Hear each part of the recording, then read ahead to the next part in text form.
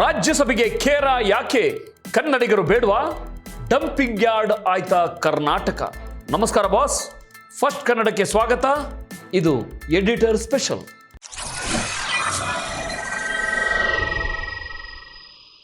Friends, ನೀವೇನಾದರೂ ಕಳೆದ 48 ಗಂಟೆಗಳಿಂದ social ಮೀಡಿಯಾದಲ್ಲಿ ಆಕ್ಟಿವ್ ಆಗಿದ್ರೆ ನಿಮ್ಮ ಟೈಮ್ ಲೈನ್ ಪೂರ್ತಿ ಕನ್ನಡಿಗರ ಆಕ್ರೋಶದಿಂದ ತುಂಬಿ ಹೋಗಿರುತ್ತೆ. ಯಾಕೆ ಈ ರೇಂಜ್ಗೆ ಜನ ಸಿಡಿದಿದ್ದಾರೆ? ಮ್ಯಾಟರ್ ಸಿಂಪಲ್, ಆದರೆ ಅದರ ಹಿಂದಿರೋ ರಾಜಕೀಯ ಬಹಳ ಡೇಂಜರ್. ಕರ್ನಾಟಕದ ಕಾಂಗ್ರೆಸ್ ಘಟಕ ರಾಜ್ಯಸಭೆಗೆ ಪವನ್ ಖೇರಾ ಅವರನ್ನ ನಾಮನಿರ್ದೇಶನ ಮಾಡಿದೆ. ಪವನ್ ಖೇರಾ ಯಾರು? ಅವರು ಅಖಿಲ ಭಾರತ ಕಾಂಗ್ರೆಸ್ ಸಮಿತಿಯ ಅಂದರೆ AICCಯ ವಕ್ತಾರರು. ಅವರು ದೆಹಲಿಯಲ್ಲಿ ಕೂತು ನ್ಯಾಷನಲ್ ಟಿವಿಯಲ್ಲಿ ಡಿಬೇಟ್ ಮಾಡ್ತಾರೆ. ಆದರೆ ಅವರಿಗೆ ಕರ್ನಾಟಕದ ಬಗ್ಗೆ ಏನು ಗೊತ್ತು ಬಾಸ್? ನಮ್ಮ ಭಾಷೆ, ನಮ್ಮ ಸಂಸ್ಕೃತಿ, ಕಾವೇರಿ, ಮಹದಾಯಿ, ಕೃಷ್ಣಾ ನದಿ ವಿವಾದಗಳು, ಇಲ್ಲಿನ ರೈತರ ಕಷ್ಟ, ಇವುಗಳಲ್ಲಿ ಯಾವುದಾದರೂ ಒಂದರ ಬಗ್ಗೆ ಅವರಿಗೆ ಗಂಧ ಗಾಳಿ ಗೊತ್ತಿದೆಯಾ? ಖಂಡಿತ ಇಲ್ಲ ಬಾಸ್. ಆದರೂ ಅವರನ್ನ ನಮ್ಮ ಕರ್ನಾಟಕದಿಂದ ನಮ್ಮ ಶಾಸಕರ ವೋಟ್ ಹಾಕಿಸಿ ರಾಜ್ಯಸಭೆಗೆ ಕಳಿಸಲು ಹೈಕಮಾಂಡ್ ಡಿಸೈಡ್ ಮಾಡಿದೆ. ಇದನ್ನ ನೋಡಿದ ತಕ್ಷಣ ನಮಗೊಂದು ಪ್ರಶ್ನೆ ಮೂಡುತ್ತೆ. ಕರ್ನಾಟಕದ 6.5 ಕೋಟಿ ಜನರಲ್ಲಿ, ದಶಕಗಳಿಂದ ಪಕ್ಷಕ್ಕಾಗಿ ದುಡಿದ ನಾಯಕರಲ್ಲಿ ರಾಜ್ಯಸಭೆಗೆ ಹೋಗುವಂತಹ ಟ್ಯಾಲೆಂಟ್ ಇರುವ ಒಬ್ಬೇ ಒಬ್ಬ ಕನ್ನಡಿಗ ಈ ಕಾಂಗ್ರೆಸ್ ಹೈಕಮಾಂಡ್ಗೆ ಕಾಣಲಿಲ್ವಾ? ಈ ವಿಚಾರದಲ್ಲಿ ಕೇವಲ ಕಾಂಗ್ರೆಸ್ ಮಾತ್ರ ಅಲ್ಲ ಬಾಸ್, ಬಿಜೆಪಿ ಕೂಡ ಎಕ್ಸ್ಪರ್ಟ್. 2 ಪಕ್ಷಗಳು ಒಂದೇ ನಾಣ್ಯದ 2 ಮುಖಗಳು. ನಿರ್ಮಲಾ ಸೀತಾರಾಮನ್, ವೆಂಕಯ್ಯ ನಾಯ್ಡು, ರಾಜೀವ್ ಚಂದ್ರಶೇಖರ್, KC ವೇಣುಗೋಪಾಲ್, ಜೈರಾಮ್ ರಮೇಶ್. ಈ ಲಿಸ್ಟ್ ನೋಡಿದ್ರೆ ಕರ್ನಾಟಕದ ರಾಜ್ಯಸಭಾ ಸೀಟುಗಳು ದೆಹಲಿ ನಾಯಕರ ಪಾಲಿಗೆ ಡಂಪಿಂಗ್ ಯಾರ್ಡ್ ಆಗಿದೆಯಾ ಅನ್ನೋ ಡೌಟ್ ಬರುತ್ತೆ. ಇವತ್ತಿನ ಈ ಎಡಿಟರ್ ಸ್ಪೆಷಲ್ನಲ್ಲಿ ಬರೀ ಪವನ್ ಖೇರಾ ಅವರ ಟೀಕೆ ಮಾತ್ರವಲ್ಲ, ಈ ಹೈಕಮಾಂಡ್ ಪಾಳೆಗಾರಿಕೆ ಹೇಗೆ ಶುರುವಾಯಿತು, ಸಂವಿಧಾನದ ಆಶಯವನ್ನ ಈ ರಾಜಕೀಯ ಪಕ್ಷಗಳು ಹೇಗೆ ಕೊಲೆ ಮಾಡಿದವು, ಮತ್ತು ನಮ್ಮ ಪ್ರಾದೇಶಿಕ ಅಸ್ಮಿತೆಗೆ ಇದು ಎಷ್ಟು ದೊಡ್ಡ ಕುತ್ತು ಅನ್ನೋದನ್ನ ಎಳೆಯಾಗಿ ಬಿಚ್ಚಿಡ್ತೀನಿ. ಬನ್ನಿ ಶುರು ಮಾಡೋಣ. ರಾಜ್ಯಸಭೆಯ ಮೂಲ ಕಲ್ಪನೆ ಮತ್ತು ಆಧುನಿಕ ವಂಚನೆ. ಸ್ನೇಹಿತರೆ, ಮೊದಲನೇದಾಗಿ ಈ ರಾಜ್ಯಸಭೆ ಅನ್ನೋ ಕಾನ್ಸೆಪ್ಟ್ ಯಾಕೆ ಬಂತು ಅಂತ ನಾವು ಅರ್ಥ ಮಾಡ್ಕೊಳ್ಬೇಕು. ನಮ್ಮ ಯುವಕರಿಗೆ ಲೋಕಸಭೆ ಎಲೆಕ್ಷನ್ ಅಂದರೆ ಗೊತ್ತು, MLA ಎಲೆಕ್ಷನ್ ಅಂದರೆ ಗೊತ್ತು, ಆದರೆ ಈ ರಾಜ್ಯಸಭೆ ಅಂದರೆ ಏನು? ಭಾರತ ಒಕ್ಕೂಟ ವ್ಯವಸ್ಥೆ ಅಂದರೆ ಯೂನಿಯನ್ ಆಫ್ ಸ್ಟೇಟ್ಸ್ ಸಂವಿಧಾನವನ್ನು ಬರೆಯುವಾಗ ಡಾಕ್ಟರ್ BR ಅಂಬೇಡ್ಕರ್ ಅವರಿಗೆ ಒಂದು ಭಯ ಇತ್ತು. ಲೋಕಸಭೆ ಜನಸಂಖ್ಯೆಯ ಆಧಾರದ ಮೇಲೆ ನಡೆಯುತ್ತೆ. ಅಂದರೆ ಉತ್ತರ ಪ್ರದೇಶ, ಬಿಹಾರದಂತಹ ರಾಜ್ಯಗಳಲ್ಲಿ ಜನಸಂಖ್ಯೆ ಜಾಸ್ತಿ, ಹಾಗಾಗಿ ಅಲ್ಲಿ ಸೀಟುಗಳು ಜಾಸ್ತಿ. ಉತ್ತರ ಪ್ರದೇಶ 80 ಸೀಟುಗಳು, ಜನಸಂಖ್ಯೆ ಸರಿಸುಮಾರು 235 ದಶಲಕ್ಷ. ಕರ್ನಾಟಕ 28 ಸೀಟುಗಳು, ಜನಸಂಖ್ಯೆ ಸರಿಸುಮಾರು 68 ದಶಲಕ್ಷ. ಕೇರಳ 20 ಸೀಟುಗಳು, ಜನಸಂಖ್ಯೆ ಸರಿಸುಮಾರು 35 ದಶಲಕ್ಷ. ನೋಡಿದ್ರ, ಕೇವಲ ಜನಸಂಖ್ಯೆ ಆಧಾರದ ಮೇಲೆ ಹೋದರೆ ದೆಹಲಿಯಲ್ಲಿ ದಕ್ಷಿಣ ಭಾರತದ ರಾಜ್ಯಗಳ ಧ್ವನಿ ಸಂಪೂರ್ಣವಾಗಿ ಕಳೆದು ಹೋಗುತ್ತೆ. ಉತ್ತರ ಭಾರತದ ರಾಜ್ಯಗಳು ಸೇರ್ಕೊಂಡು ದಕ್ಷಿಣದ ರಾಜ್ಯಗಳಿಗೆ ಅನ್ಯಾಯ ಮಾಡುವ ಕಾನೂನುಗಳನ್ನು ಪಾಸ್ ಮಾಡುವ ಸಾಧ್ಯತೆ ಇರುತ್ತೆ. ಈ ಅಪಾಯವನ್ನು ತಪ್ಪಿಸಲು ತಂದಿದ್ದೇ ಕೌನ್ಸಿಲ್ ಆಫ್ ಸ್ಟೇಟ್ಸ್ ಅಥವಾ ರಾಜ್ಯಸಭೆ. ಇಲ್ಲಿ ರಾಜ್ಯಗಳ ಹಿತಾಸಕ್ತಿಯನ್ನ ಕಾಪಾಡಲು ಪ್ರತಿನಿಧಿಗಳನ್ನು ಕಳಿಸಲಾಗುತ್ತೆ. ನಮ್ಮ ಕರ್ನಾಟಕಕ್ಕೆ ಇರೋದು ಕೇವಲ 12 ರಾಜ್ಯಸಭಾ ಸೀಟುಗಳು. ಅಂದರೆ ದೆಹಲಿಯಲ್ಲಿ ಕಾವೇರಿ ಮ್ಯಾಟರ್ ಬಂದಾಗ, ಭಾಷಾ ಹೇರಿಕೆ ಆದಾಗ, ನಮ್ಮ ಟ್ಯಾಕ್ಸ್ ದುಡ್ಡು ನಮಗೆ ವಾಪಸ್ ಬರದೇ ಇದ್ದಾಗ, ನಮ್ಮ ಪರವಾಗಿ ಸಂಸತ್ನಲ್ಲಿ ಕಾಲರ್ ಎಗರಿಸಿ ಟೇಬಲ್ ಗುದ್ದಿ ನಮ್ಮ ಹಕ್ಕುಗಳನ್ನು ಕೇಳಲು ನಮಗಿರೋದು ಕೇವಲ 12 ಸೀಟುಗಳು ಮಾತ್ರ. ಆದರೆ 2003ರಲ್ಲಿ ನಮ್ಮ ರಾಜಕಾರಣಿಗಳು ಒಂದು ದೊಡ್ಡ ದ್ರೋಹ ಮಾಡಿದರು. 2003ರ ಮುಂಚೆ ಒಂದು ರೂಲ್ ಇತ್ತು ಸ್ನೇಹಿತರೆ. ನೀವು ಯಾವ ರಾಜ್ಯದಿಂದ ರಾಜ್ಯಸಭೆಗೆ ಆಯ್ಕೆ ಆಗ್ತಿರೋ ಅದೇ ರಾಜ್ಯದ ಮತದಾರರಾಗಿರಬೇಕು. ಡಾಮಿಸೈಲ್ ರಿಕ್ವೈರ್ಮೆಂಟ್ ಅಂದರೆ ಕನ್ನಡಿಗ ಮಾತ್ರ ಕರ್ನಾಟಕದಿಂದ ಆಯ್ಕೆಯಾಗಲು ಸಾಧ್ಯವಿತ್ತು. ಆದರೆ 2003ರಲ್ಲಿ ರೆಪ್ರೆಸೆಂಟೇಷನ್ ಆಫ್ ದ ಪೀಪಲ್ ಆಕ್ಟ್ಗೆ ತಿದ್ದುಪಡಿ ತಂದು ಆ ರೂಲ್ ಅನ್ನೇ ಕಿತ್ತು ಹಾಕಿದ್ರು ಸ್ನೇಹಿತರೆ. ಅಲ್ಲಿಂದ ಶುರುವಾಯಿತು ನೋಡಿ ಅಸಲಿ ಆಟ. ದೆಹಲಿಯಲ್ಲಿ ಯಾರೋ ದೊಡ್ಡ ನಾಯಕನಿಗೆ ವೋಟ್ ತರುವ ತಾಕತ್ತಿರಲ್ಲ. ಲೋಕಸಭೆಯಲ್ಲಿ ಸೋತು ಮನೆಗೆ ಹೋಗಿರ್ತಾನೆ. ಅಂಥವರನ್ನ ಕರೆದು, ಬಾರಪ್ಪ, ಕರ್ನಾಟಕದಲ್ಲಿ ನಮಗೆ ನಾವೇ ಕಂಟ್ರೋಲ್ ಮಾಡೋ ಸರ್ಕಾರ ಇದೆ, ಅಲ್ಲಿಂದ ನಿನ್ನನ್ನು ರಾಜ್ಯಸಭೆಗೆ ಕಳಿಸ್ತೀವಿ ಅಂತ ಪ್ಯಾರಾಚೂಟ್ ಮೂಲಕ ಇಲ್ಲಿ ಗಿಳಿಸ್ತಾರೆ. ಆ ವ್ಯಕ್ತಿಗೆ ನಮ್ಮ ಭಾಷೆಯೂ ಗೊತ್ತಿರಲ್ಲ, ನಮ್ಮ ಕಷ್ಟವೂ ಗೊತ್ತಿರಲ್ಲ. ಆತನಿಗಿರೋದು ಒಂದೇ ಟಾಸ್ಕ್, ಹೈಕಮಾಂಡ್ ಕಾಲು ಹಿಡ್ಕೊಂಡಿರೋದು. ಕಾಂಗ್ರೆಸ್ ಮತ್ತು ಹೌದಪ್ಪ ಸಂಸ್ಕೃತಿ. ಈಗ ಮತ್ತೆ ಪವನ್ ಖೇರಾ ಅವರ ವಿಚಾರಕ್ಕೆ ಬರೋಣ. ಕಾಂಗ್ರೆಸ್ ಪಕ್ಷದವರು ಯಾವಾಗಲೂ ನಮ್ಮ ಸಂವಿಧಾನ ಉಳಿಸ್ತೀವಿ, ಫೆಡರಲಿಸಂ ಉಳಿಸ್ತೀವಿ ಅಂತ ದೊಡ್ಡ ದೊಡ್ಡ ಭಾಷಣ ಮಾಡ್ತಾರೆ. ಆದರೆ ಪ್ರಾಕ್ಟಿಕಲ್ ಆಗಿ ಅವರು ಮಾಡ್ತಿರೋದು ಏನು? ಕಾಂಗ್ರೆಸ್ ಇತಿಹಾಸ ತೆಗೆದು ನೋಡಿದ್ರೆ ಅವರು ಕರ್ನಾಟಕವನ್ನ ಕೇವಲ ತಮ್ಮ ಫಂಡ್ ರೈಸಿಂಗ್ ATM ಮತ್ತು ದೆಹಲಿ ನಾಯಕರ ರಿಹ್ಯಾಬ್ ಸೆಂಟರ್ ಮಾಡಿಕೊಂಡಿದ್ದಾರೆ. KC ವೇಣುಗೋಪಾಲ್ ಕೇರಳದವರು, ಆದರೆ ರಾಜ್ಯಸಭೆಗೆ ಹೋದದ್ದು ಎಲ್ಲಿಂದ ಹೇಳಿ? ರಾಜಸ್ಥಾನದಿಂದ. ಜೈರಾಮ್ ರಮೇಶ್ ಹುಟ್ಟಿದ್ದು ಚಿಕ್ಕಮಗಳೂರು, ಆದರೂ ಬೆಳೆದದ್ದು, ಓದಿದ್ದು, ರಾಜಕಾರಣ ಮಾಡಿದ್ದು ಹೊರಗಡೆ. ಆದರೆ ಅವರನ್ನ ಕರ್ನಾಟಕ, ಆಂಧ್ರ ಪ್ರದೇಶದಿಂದ ಆರಿಸಿ ಕಳಿಸ್ತಾರೆ. ರಣದೀಪ್ ಸಿಂಗ್ ಸುರ್ಜೇವಾಲಾ ಹರಿಯಾಣದವರು, ಆದರೆ ಅವರು ಕರ್ನಾಟಕದಲ್ಲಿ ಕೂತು ಟಿಕೆಟ್ ಹಂಚ್ತಾರೆ. ಮತ್ತು ಈಗ ಪವನ್ ಖೇರಾ ದೆಹಲಿ, ರಾಜಸ್ಥಾನ ಮೂಲದವರು. ಹಲೋ, ನೀವು ಪವನ್ ಖೇರಾ ಅವರನ್ನೇ ಯಾಕೆ ಆಯ್ಕೆ ಮಾಡುತ್ತೀರಿ? ಅವರು ಟಿವಿಯಲ್ಲಿ BJP ವಿರುದ್ಧ ಚೆನ್ನಾಗಿ ಮಾತಾಡ್ತಾರೆ ಅಂತಾನ?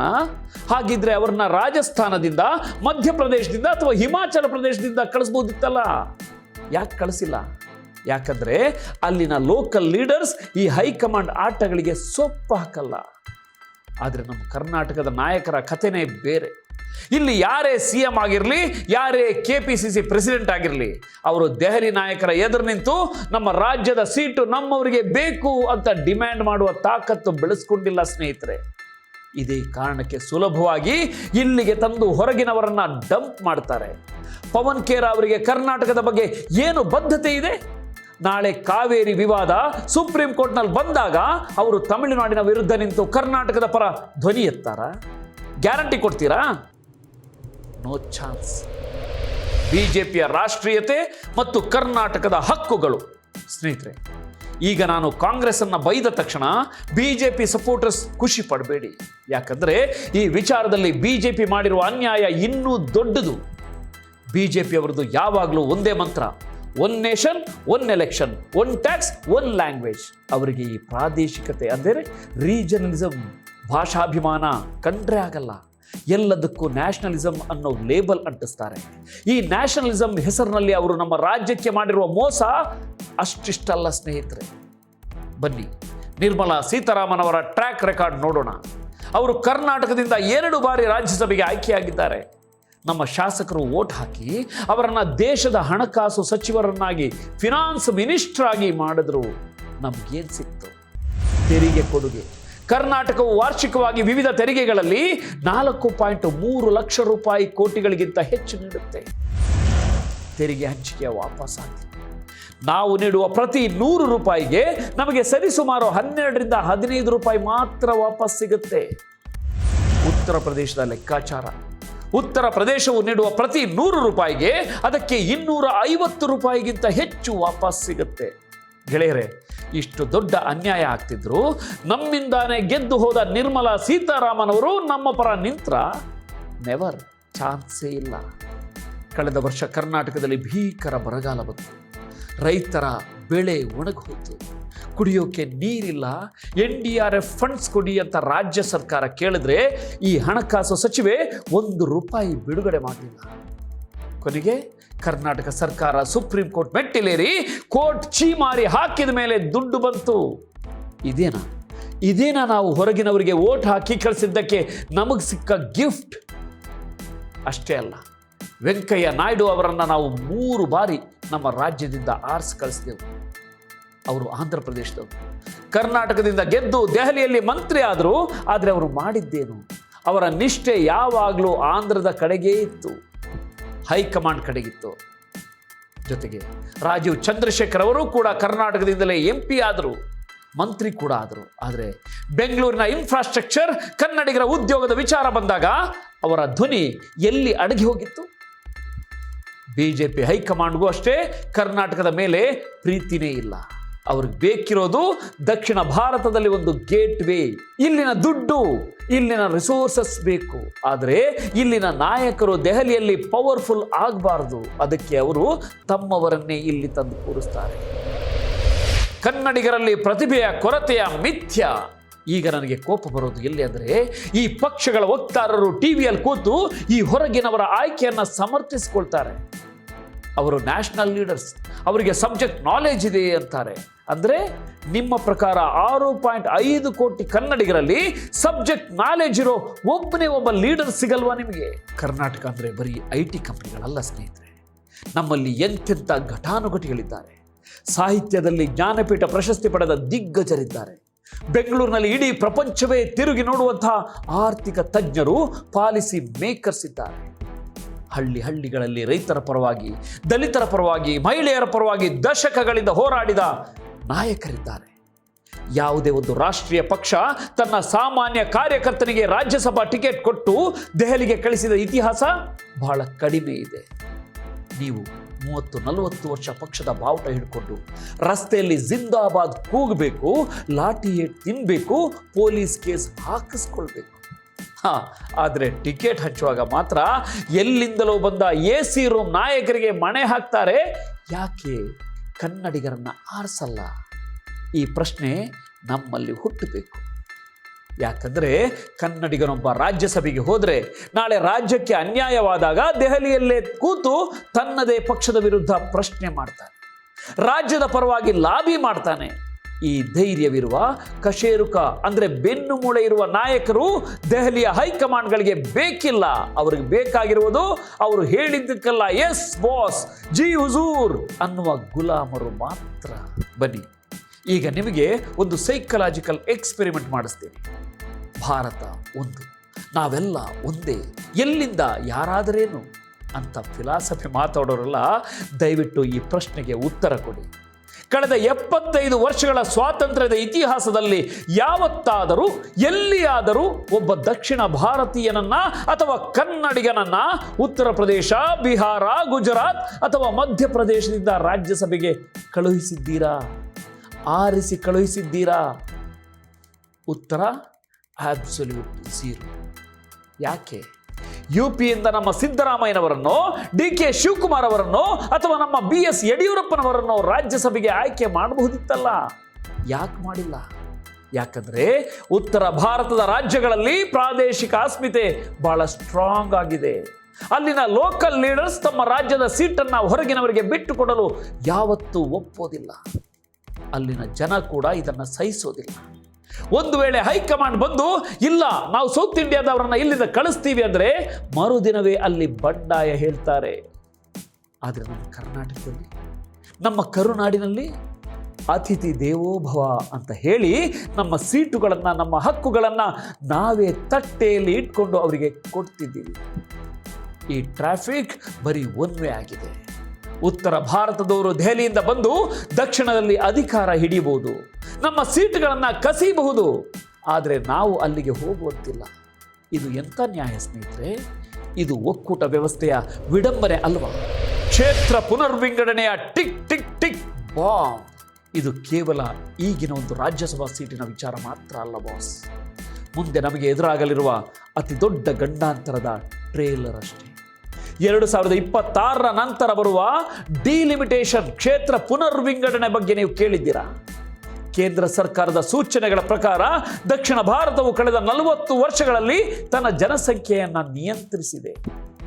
ಉತ್ತರ ಭಾರತದಲ್ಲಿ ಭಾರೀ ಜನಸಂಖ್ಯಾ ಸ್ಫೋಟಗಳು ಕಂಡುಬಂದವು. ಹೊಸ ಕ್ಷೇತ್ರ ಪುನರ್ವಿಂಗಡಣೆ ನಿಯಮದ ಅಡಿಯಲ್ಲಿ ಹೊಸ ಜನಸಂಖ್ಯಾ ದತ್ತಾಂಶದ ಆಧಾರದ ಮೇಲೆ ಲೋಕಸಭಾ ಸ್ಥಾನಗಳನ್ನು ಮರು ಹಂಚಿಕೆ ಮಾಡಲಾಗುತ್ತೆ. ಇದರ ಅರ್ಥ ಏನು ಗೊತ್ತಾ? ಉತ್ತರ ಪ್ರದೇಶ, ಬಿಹಾರದಂಥ ರಾಜ್ಯಗಳ ಲೋಕಸಭಾ ಸೀಟುಗಳು ಡಬಲ್ ಆಗುತ್ತೆ. ಆದರೆ ನಮ್ಮ ಕರ್ನಾಟಕ, ಕೇರಳ, ತಮಿಳುನಾಡಿನ ಸೀಟುಗಳು ಅದೇ ಮಟ್ಟದಲ್ಲಿ ಉಳಿಯುತ್ತೆ ಅಥವಾ ಕಡಿಮೆಯಾಗುತ್ತೆ. ಅಂದರೆ ನಾವು ಜನಸಂಖ್ಯೆ ನಿಯಂತ್ರಣ ಮಾಡಿ ದೇಶಕ್ಕೆ ಅತಿ ಹೆಚ್ಚು ಟ್ಯಾಕ್ಸ್ ಕಟ್ಟಿದ್ದಕ್ಕೆ ನಮಗೆ ಸಿಗ್ತಿರೋ ಶಿಕ್ಷೆ ಪೊಲಿಟಿಕಲ್ ಇರ್ರೆಲೆವೆನ್ಸ್, ರಾಜಕೀಯ ಅಸ್ತಿತ್ವ ಕಳೆದುಕೊಳ್ಳುವುದು ಎಂದರ್ಥ. ಹೀಗಿರುವಾಗ ನಮ್ಮ ಹಕ್ಕುಗಳನ್ನು ಉಳಿಸಿಕೊಳ್ಳಲು ನಮಗಿರುವ ಏಕೈಕ ಬ್ರಹ್ಮಾಸ್ತ್ರ ಅಂದರೆ ಅದು ರಾಜ್ಯಸಭೆ. ಅಂಥ ರಾಜ್ಯಸಭೆಯ ಸೀಟುಗಳನ್ನು ನಾವು ಹೀಗೆ ಪವನ್ ಖೇರ, ನಿರ್ಮಲಾ ಸೀತಾರಾಮನ್ ಅವರಂತಹ ಹಿಂದಿ ಬೆಲ್ಟ್ ನಾಯಕರಿಗೆ ದಾನ ಮಾಡಿದ್ರೆ ನಾಳೆ ದೆಹಲಿಯಲ್ಲಿ ನಮ್ಮ ಪರವಾಗಿ ಮಾತಾಡುವವರು ಯಾರು? ನಮ್ಮನ್ನು ಯಾರು ರಕ್ಷಣೆ ಮಾಡ್ತಾರೆ ಸ್ನೇಹಿತರೆ? ನಮ್ಮ ಭವಿಷ್ಯವನ್ನು ನಾವೇ ಗುಂಡಿ ತೋಡಿ ಹೂಳ್ತಿದ್ದೀವಿ ಅಂತ ನಿಮಗನ್ನಿಸ್ತಿಲ್ವಾ? ಇವತ್ತು ಸೋಷಿಯಲ್ ಮೀಡಿಯಾದಲ್ಲಿ ಜನ ಏನು ಹೇಳ್ತಿದ್ದಾರೆ ಅಂತ ಸುಮ್ಮನೆ ಒಮ್ಮೆ ನೋಡಿ. ಕನ್ನಡಿಗರ ಕಡೆಗಣನೆ, ಹೈಕಮಾಂಡ್ ಗುಲಾಮಗಿರಿ, ಮುಕ್ತ ಕರ್ನಾಟಕ. Boycott outsiders. ಜನರಿಗೆ ಈಗ ಎಲ್ಲವೂ ಅರ್ಥವಾಗ್ತದೆ. ಮೊದಲೆಲ್ಲ ರಾಜಕೀಯ ಅಂದರೆ ಕೇವಲ ಎಲೆಕ್ಷನ್ ಟೈಮಲ್ಲಿ ವೋಟ್ ಹಾಕೋದು ಅಂತಿದ್ದ ಯುವ ಜನತೆ ಇವತ್ತು ಸಂವಿಧಾನದ ಬಗ್ಗೆ, ಪ್ರಾದೇಶಿಕ ಹಕ್ಕುಗಳ ಬಗ್ಗೆ, ಟ್ಯಾಕ್ಸ್ ಹಂಚಿಕೆಯ ಬಗ್ಗೆ ಮಾತಾಡ್ತಿದ್ದಾರೆ. ಯಾವುದೇ ಪಕ್ಷ ಇರಲಿ, ತಮ್ಮ ಸ್ವಂತ ರಾಜ್ಯದ ಹಿತಾಸಕ್ತಿಗಿಂತ ಪಕ್ಷದ ಹೈಕಮಾಂಡ್ ಮುಖ್ಯ ಅಂತ ಯಾವ ನಾಯಕರು ಭಾವಿಸ್ತಾರೋ ಅಂಥವರಿಗೆ ಚಾಟಿ ಏಟು ಕೊಡುವ ಕಾಲ ಬಂದಿದೆ. ಬಾಸ್, ಈ ವಿಡಿಯೋದಲ್ಲಿ ನಾನು ನಿಮಗೆ ಅಂಕಿಅಂಶಗಳನ್ನು ಕೊಟ್ಟೆ, ಇತಿಹಾಸವನ್ನು ಬಿಚ್ಚಿಟ್ಟೆ, ಸಂವಿಧಾನದ ರೂಲ್ಸ್ಗಳನ್ನು ಹೇಳಿದೆ. ಕೊನೆಯದಾಗಿ ನಾನು ಹೇಳೋದು ಇಷ್ಟೇ, ಪವನ್ ಖೇರಾ ಅವರನ್ನು ಆಯ್ಕೆ ಮಾಡಿದ್ದು ಕೇವಲ ಒಂದು ರೋಗದ ಲಕ್ಷಣ, ಸಿಂಪ್ಟಮ್ ಮಾತ್ರ. ಅಸಲಿ ರೋಗ ಅಂದರೆ ಡಿಸೀಸ್ ಇರೋದು ನಮ್ಮ ನಾಯಕರ ಮೈಂಡ್ ಸೆಟ್ನಲ್ಲಿ ಮತ್ತು ನಮ್ಮ ಮತದಾರರ ಮೌನದಲ್ಲಿ. ನಾವು ದೆಹಲಿಗೆ ಕಳಿಸಬೇಕಾಗಿರುವುದು ಕನ್ನಡಿಗರ ರಾಯಭಾರಿಗಳನ್ನೇ ಹೊರತು ದೆಹಲಿ ನಾಯಕರ ಚೇಲಾಗಳನ್ನು ಅಲ್ಲ. ನಾವು ಇವತ್ತೇ ಎಚ್ಚೆತ್ತುಕೊಳ್ಬೇಕು. ನಮ್ಮ ಲೋಕಲ್ MLAಗಳನ್ನು, ಮಂತ್ರಿಗಳನ್ನು ರಸ್ತೆಯಲ್ಲಿ ನಿಲ್ಲಿಸಿ ಪ್ರಶ್ನೆ ಮಾಡಬೇಕು. ನಿಮಗೆ ನಾವು ಅಧಿಕಾರ ಕೊಟ್ಟಿದ್ದು ನಮ್ಮ ಹಕ್ಕುಗಳನ್ನು ರಕ್ಷಣೆ ಮಾಡಲು. ದೆಹಲಿಯಲ್ಲಿ ಯಾರೋ ಪಾಳೆಗಾರರು ಕೊಟ್ಟ ಆರ್ಡರ್ಗಳನ್ನು ತಲೆಬಾಗಿ ಒಪ್ಪಿಕೊಳ್ಳುವುದಕ್ಕಲ್ಲ ಅಂತ ಮುಖಕ್ಕೆ ಹೊಡೆದ ಹಾಗೆ ಹೇಳಬೇಕು. ಸ್ನೇಹಿತರೆ, ಕನ್ನಡಿಗರ ಸ್ವಾಭಿಮಾನ ಯಾರಿಗೂ ಅಡಮಾನ ಇಡುವ ವಸ್ತುವಲ್ಲ. ಇದು ಬಸವಣ್ಣ, ಕುವೆಂಪು ಮತ್ತು ಅಸಂಖ್ಯಾತ ಹೋರಾಟಗಾರರು ಕಟ್ಟಿದ ನಾಡು. ಇಲ್ಲಿ ಕನ್ನಡಿಗರೇ ಸಾರ್ವಭೌಮರು. ಈ ವಿಚಾರದ ಬಗ್ಗೆ ನಿಮ್ಮ ಅಭಿಪ್ರಾಯವೇನು? ನಾನು ಹೇಳಿದ್ದು ಸರಿ ಅನ್ನಿಸಿದ್ರೆ ಈ ವಿಡಿಯೋವನ್ನು ಪ್ರತಿಯೊಂದು ವಾಟ್ಸಪ್ ಗ್ರೂಪ್ಗೂ, ಫೇಸ್ಬುಕ್ಗೂ ಶೇರ್ ಮಾಡಿ. ಇದು ಪ್ರತಿಯೊಬ್ಬ ಕನ್ನಡಿಗನ ಫೋನ್ಗೂ ತಲುಪಬೇಕು.